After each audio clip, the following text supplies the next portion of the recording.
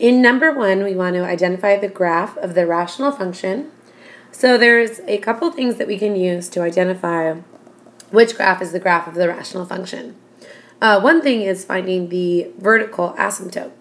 So in order to find that, we need to first factor, and we get x minus 5 over x minus 5 times x plus 3.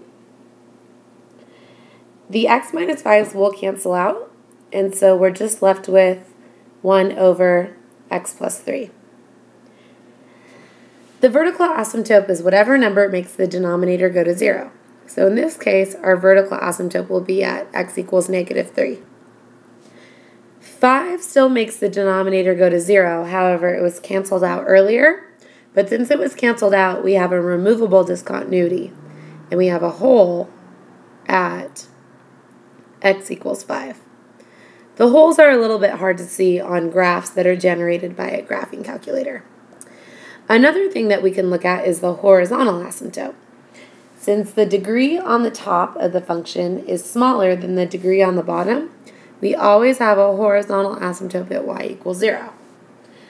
Knowing these two pieces of information, we can probably match the graph. So we're looking for a graph with a vertical asymptote at negative 3 and a horizontal asymptote at 0, so it looks like it must be choice C. In number 2, we want to use synthetic division to divide. Since we're dividing by x plus 6, we're going to put a negative 6 on the outside of our synthetic division box and put the coefficients of the polynomial that we're dividing into the box. So it looks like we have x to the 4th, x cubed, x squared, regular x, and negative 240 is our constant. So doing synthetic division, we take the 1 and we drop it down. Then we multiply 1 times negative 6, which is negative 6. Add that, we get negative 11. Next would be 66, which would be a 36. Negative 6 times 36 is a negative 216. And 188 minus 216, negative 28. And negative 6 times negative 28 is positive 240.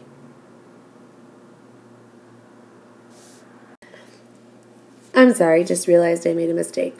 66 minus 28 is 38. And then negative 6 times 38 would be negative 228, which would be negative 30, which would give us negative 240, which is 0. So the final answer would be x to the 4th minus 11x cubed. Oh, I'm sorry.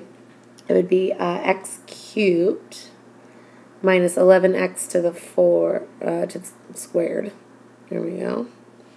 Plus 38x minus 30, and 0 is the remainder. For number 3, we want to identify the equation of a quadratic function with a vertex at 0, negative 1/4 that passes through the point 3, negative 109 over 4. So we want to use the form y equals a times x minus h squared plus k. Since we know the vertex, we can automatically plug it in for h and k. So we know that we're going to have y equals a times x minus 0 squared minus 1/4, which basically is just y equals ax squared minus 1/4. Now to find out what a equals, we can take our x and our y and plug it in. So for y, we'll plug in negative 109 over 4. And for x, we will plug in 3. So we end up with negative 109 over 4 equaling 9a minus 1/4. If we add the 1/4 over to the other side, we'll have negative 108 over 4 equals 9a. Negative 108 over 4 actually simplifies to negative 27 equals 9a. So a would equal negative 3. So since a equals negative 3, we know that our equation will be D. You can omit number 4 since there are imaginary solutions.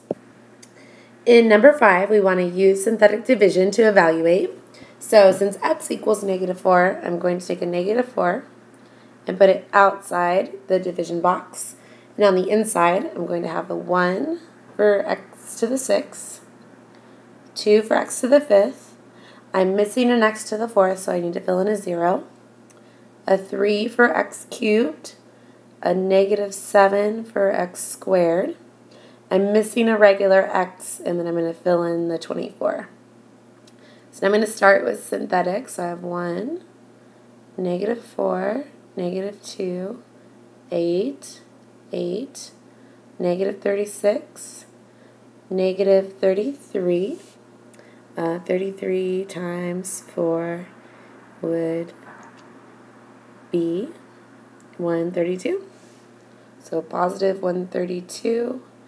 132 minus 7 would be 125. 125 times negative 4 would be negative 500. Negative 500 times 4 would be 2,000.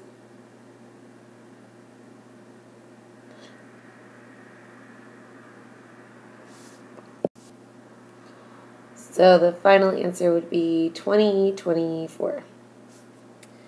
For number 6, we also want to use, so that would be what f of x equals, 2024.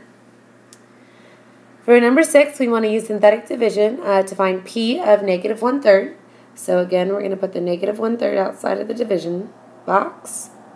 And we're going to fill in a 5, a 0 for x cubed, a 3, a 0 for x, and a 2. So we have drop down the 5 and have negative 5/3 times 1/3 would be positive 5/9. 3 is the same as 27/9, so 27 plus 5 would be 32/9. 32/9 times negative 1/3 would be negative 32 over 27.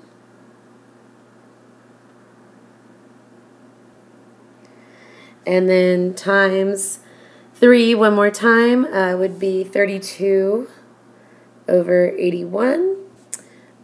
2 would be the same as, let's see, 162 over 81.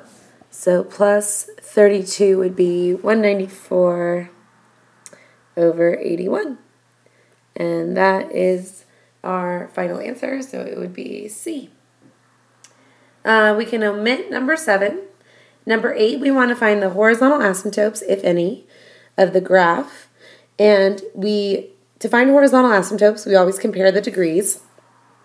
Since the degrees are the same, we just take the leading coefficients. So our horizontal asymptote would be 2/3.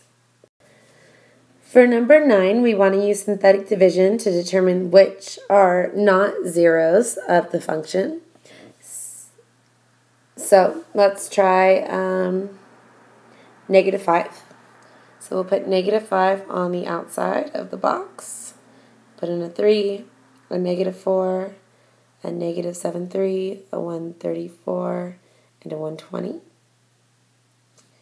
So if I drop down the 15, I get 3, I get negative 15, negative 19, negative 5 times negative 19 would be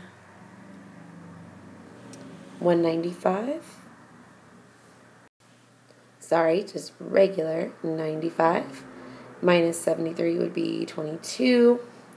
22 times 5 would be 110, so negative 110. and subtract that, we would get 24, and 24 times 5 would be 120, negative 120. So that is a 0 of the function. Let's go ahead and try negative 3.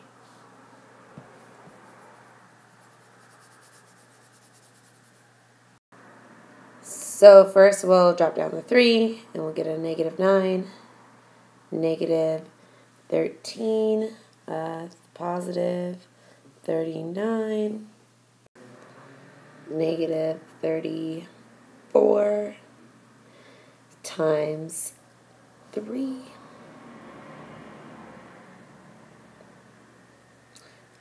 positive 102, which would be a 236, and times and negative 3 would obviously be way too big for 120, so it looks like negative 3 is not a 0.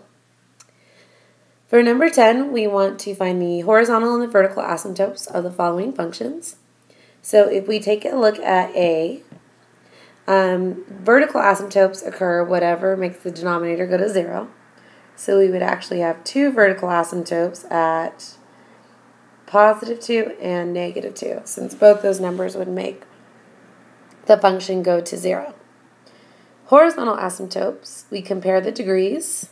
Since we have a regular x on top and the square root of x squared on the bottom, it's like we have the same degree on the top and the bottom, since the square root cancels out the x squared. So we for sure have a horizontal asymptote at 3, but because we have the square root of x squared on the bottom, we actually have 2 horizontal asymptotes at positive and at negative 3. For part B, we should factor first. And you'll notice that the x minus 1's cancel. So we're just left with 1 over x plus 1. So our vertical asymptote would be at negative 1. We would have a whole at positive 1, but he's not considered an asymptote. And we would have a horizontal asymptote at y equals 0, since the degree on top is smaller than the degree on the bottom. For number 11, we want to identify the right hand and the left hand behavior of the graph. So we have a polynomial with an even degree, which means that both ends either end up or they both end up down. Since he's positive, both ends are going to end up, which would be choice C. It rises to the left and it rises to the right.